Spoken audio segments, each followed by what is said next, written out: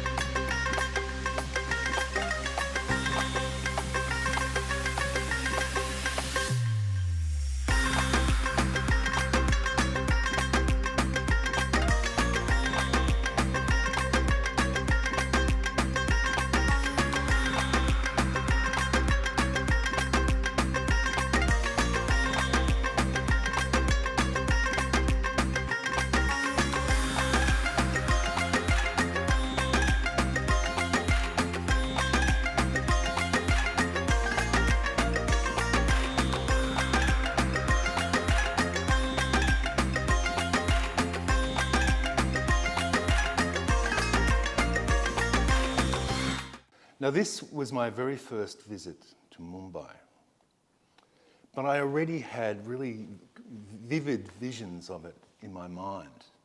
And it was probably because I read a book called Shantaram that had a deep personal impact on me.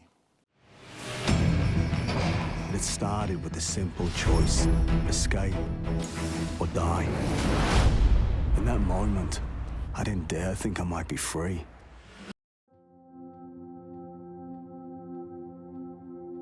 It was written by a fellow Australian, Gregory David Roberts, who, funnily enough, could probably be a relative of mine. Now, Shantaram is a 2003 novel. It's a massive book, and it's in my collection. Now, Roberts, or the character he portrays he writes about in the book called Lynn, is actually a personal biography.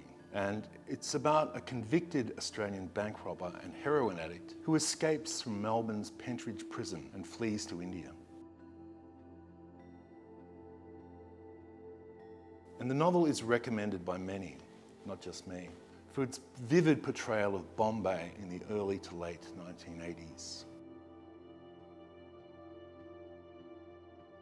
And as I said, it's one of the most remarkable books, most memorable books that I have ever read. And through it, one gets to live vicariously through many rich and harrowing experiences, including the seedy Indian slum life, the international cafe world of Leopold's, and the world of international criminals, and even a stay in a brutal Indian prison. I found myself in an Indian prison. The Indian prison was extreme.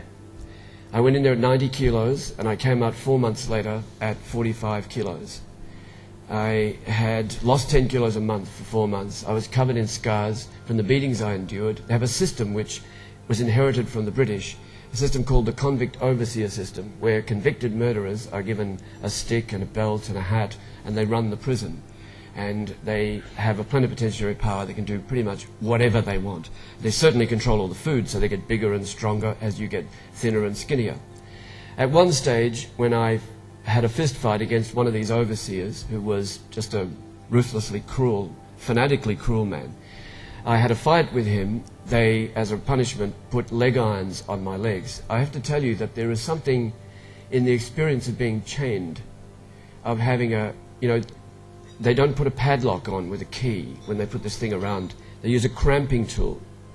And the metal bands are cramped around your ankle with the cramping tool. And it stays like that until it's time to take it off. And they use an uncramping tool to spread the metal and take your foot out. So that thing's on you permanently. And they put this chain on me, and I was biting the inside of my face to stop the tears from pouring out, because it is a shaming thing. It's a terribly shaming thing. I can't hope to communicate to you the depth of it, to be a chained human being, to have this happen to you. It made total sense that this would want to be adapted to the big screen because it's such a remarkable story. And it was in development for many, many years for a feature film when the script, or the rights to the script, was actually bought by none other than Johnny Depp, who held it for a long time. And that fizzled out. But now it's been brought to the small screen through streaming in a series, starring none other than Charlie Hunnam as Lynn, the main antagonist in the movie.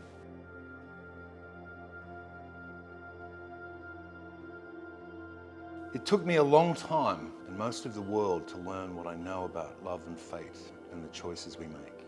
But the heart of it came to me in an instant when I was chained to a wall and being tortured. I realized somehow, through the screaming in my mind, that even in the shackled, bloody helplessness, I was still free. Free to hate the men who were torturing me or to forgive them. It doesn't sound like much, I know. But in the flinch and bite of the chain, when it's all you've got, that freedom is a universe of possibility, and the choice you make between hating and forgiving can be the story of your life. In my case, it's a long story and a crowded one. I was a revolutionary who lost his ideals in heroin, a philosopher who lost his integrity in crime, and a poet who lost his soul in a maximum security prison. When I escaped from that prison over the front wall between two gun towers, I became my country's most wanted man. Luck ran with me and flew me across the world to India, where I joined the Bombay Mafia. So I guess Shantaram I can thank for giving me my fascination with Mumbai. And maybe Danny Boyle's movie Slumdog Millionaire for giving me another visual of it. Welcome to Who Wants to Be a Millionaire?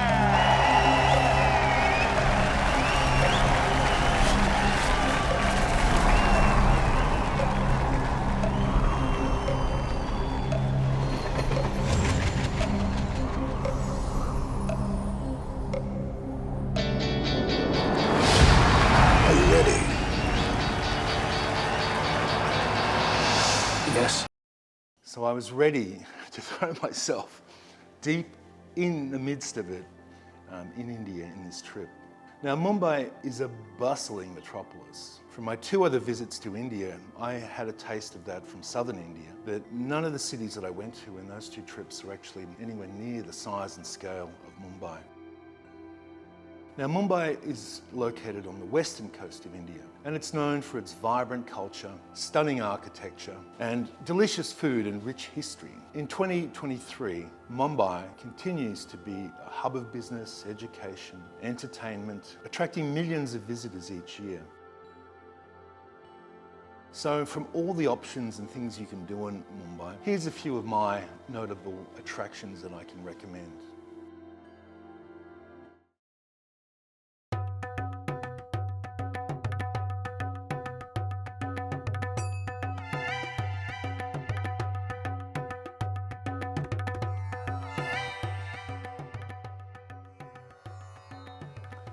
The first is a monument. It's called the Gateway of India.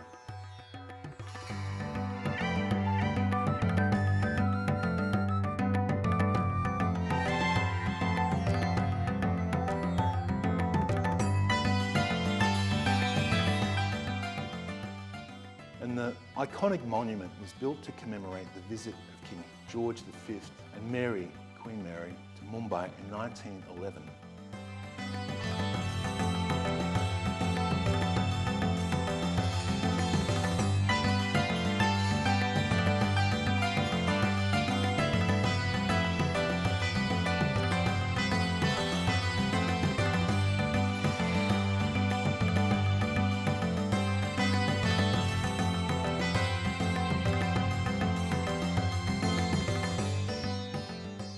It's one of the most popular tourist attractions in Mumbai and offers stunning views of the Arabian Sea.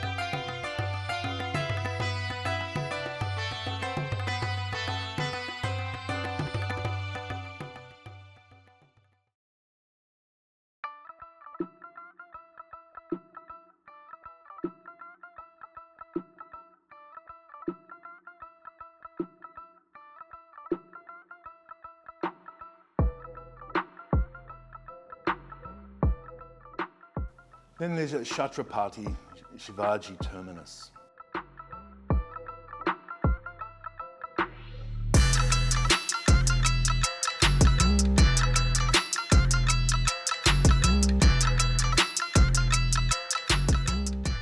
Formerly known as the Victoria Terminus. This unique historic railway station is a UNESCO World Heritage Site and considered to be one of the most beautiful, spectacular rail stations in all the world.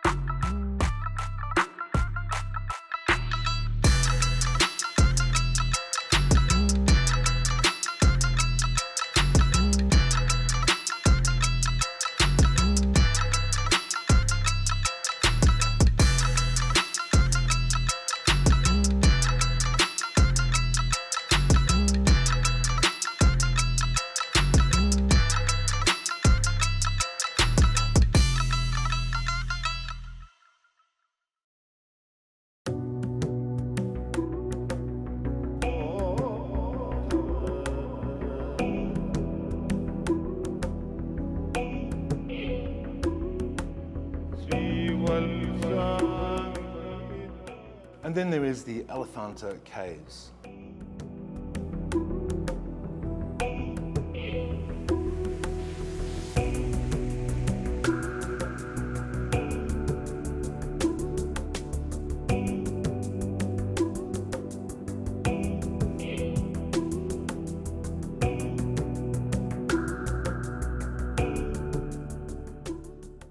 Located on Elephanta Island.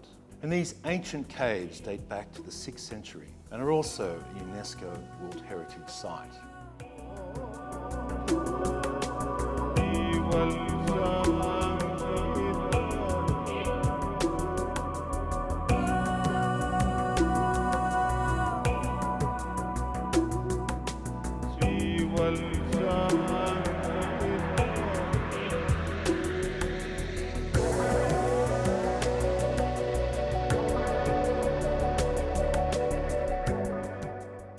They feature impressive rock-cut sculptures and temples devoted to Lord Shiva. Shiva, the Destroyer.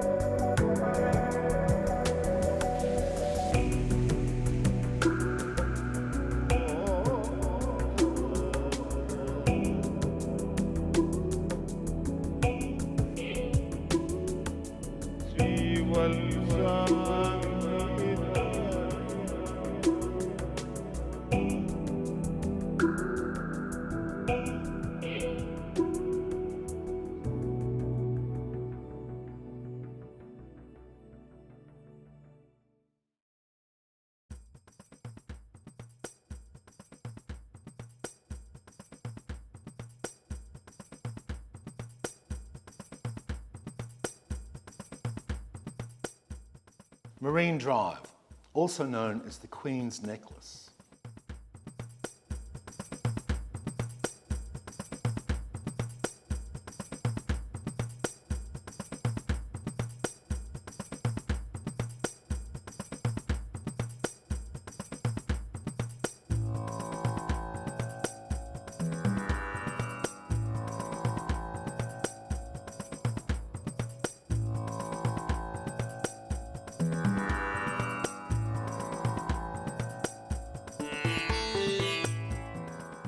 This scenic promenade offers stunning views of the Arabian Sea and the Mumbai skyline.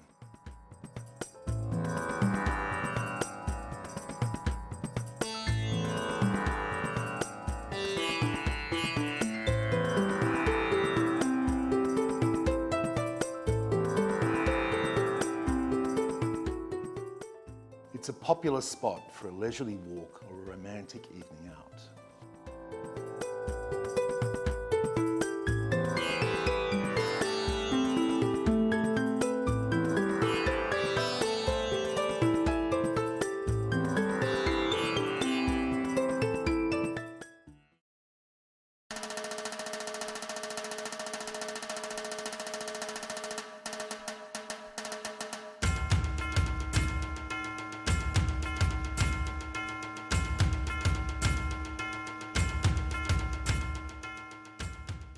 And then there's the Chhatrapati Shivaji Maharaj Vastu Sangrahalaya, formerly known as the Prince of Wales Museum.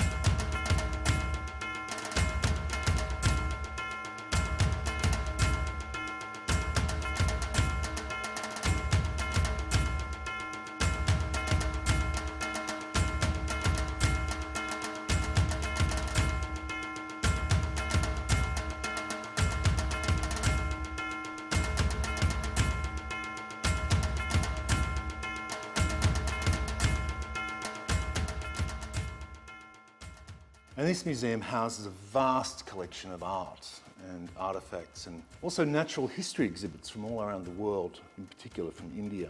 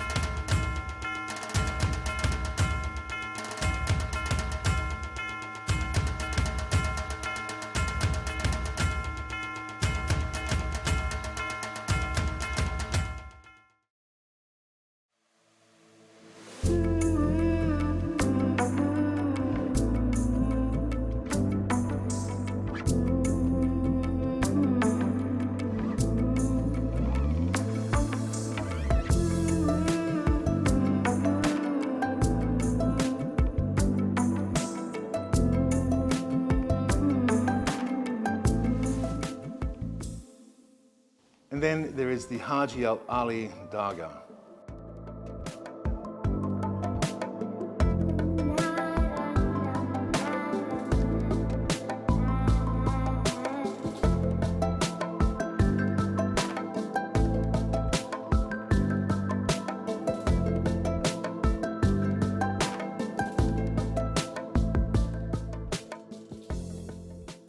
This historic mosque is located on an island off the coast of Mumbai and is accessible only via causeway.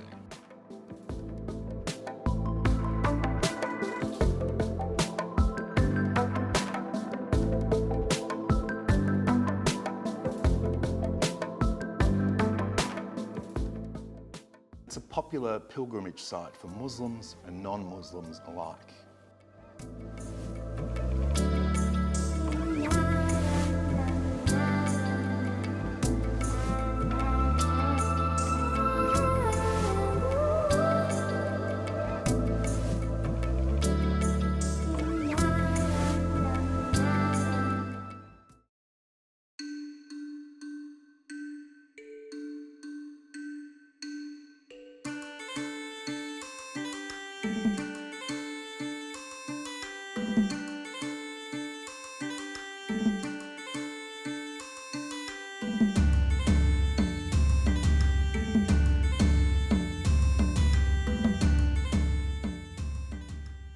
Juhu Beach.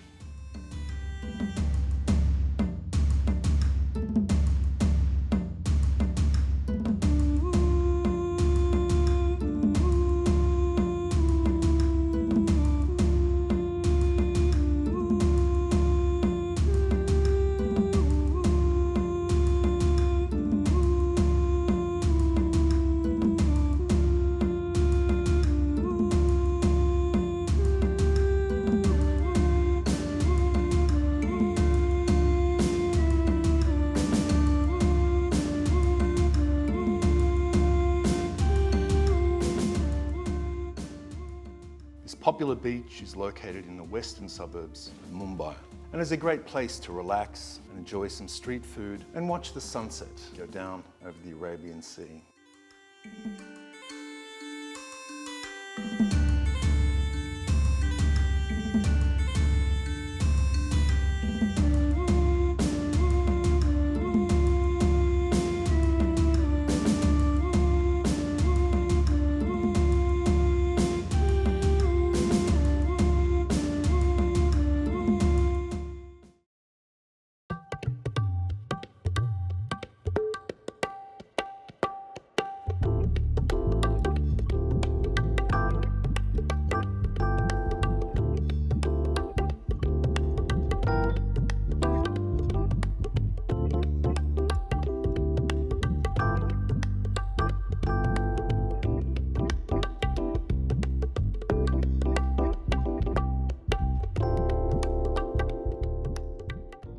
Crawford Market.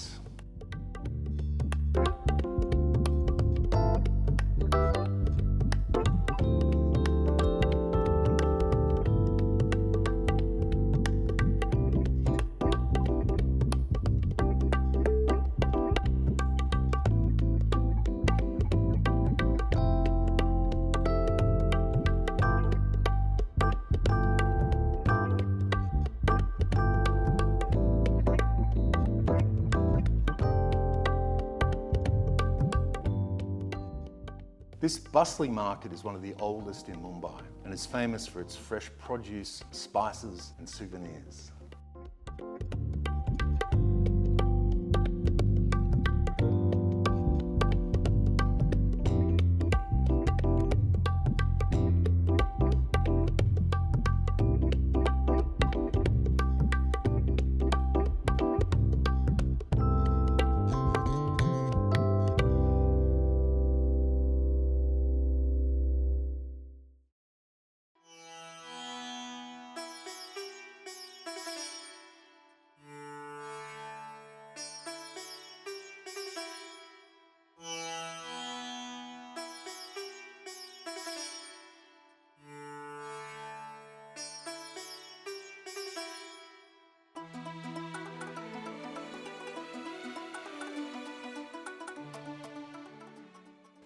The Siddhivinayak Temple.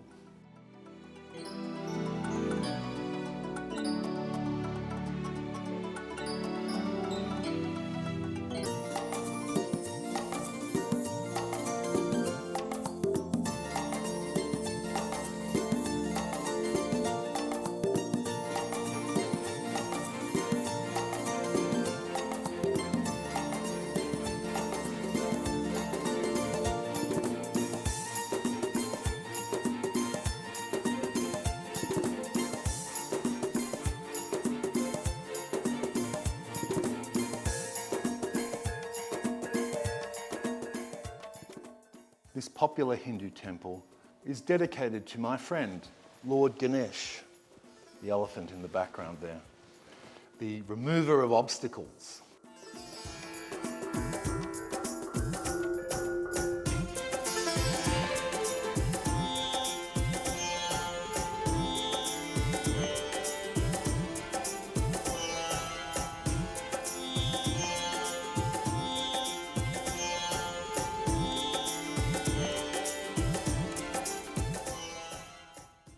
It's located in the Prabha Devi neighbourhood of Mumbai, and it's probably one of the wealthiest temples in India and attracts millions of visitors each year.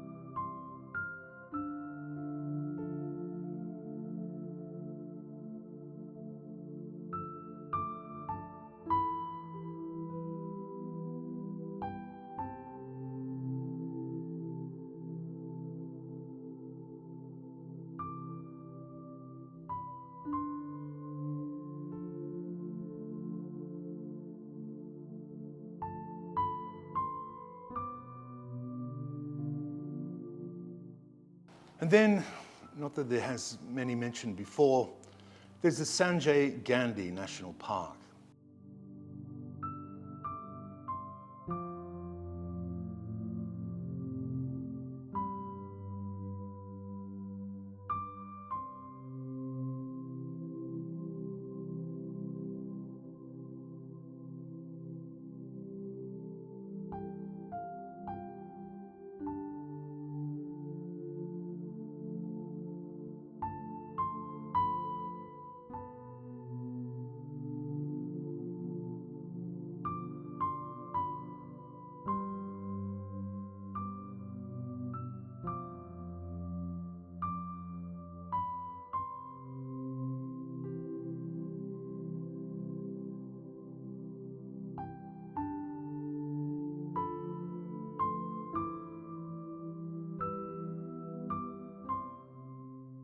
And this sprawling national park, located in the northern suburbs of Mumbai, is home to a variety of wildlife, including leopards, deer and monkeys.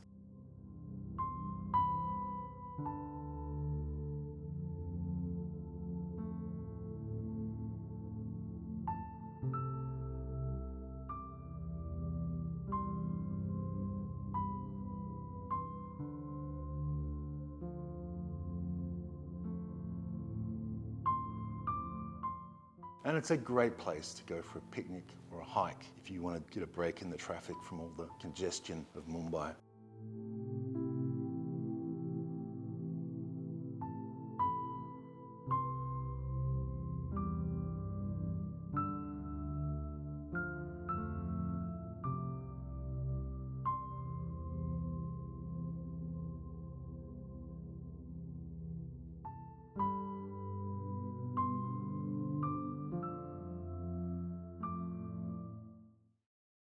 Now, these are just some of my top attractions in Mumbai. There are many more places to explore, including the Bandra Worli Sea Link, the Chor Bazaar, the Mahalamakshi Temple, and more. And whether you're interested in history, mysticism, culture, food, or nature, or Bollywood, Mumbai has something to offer everybody.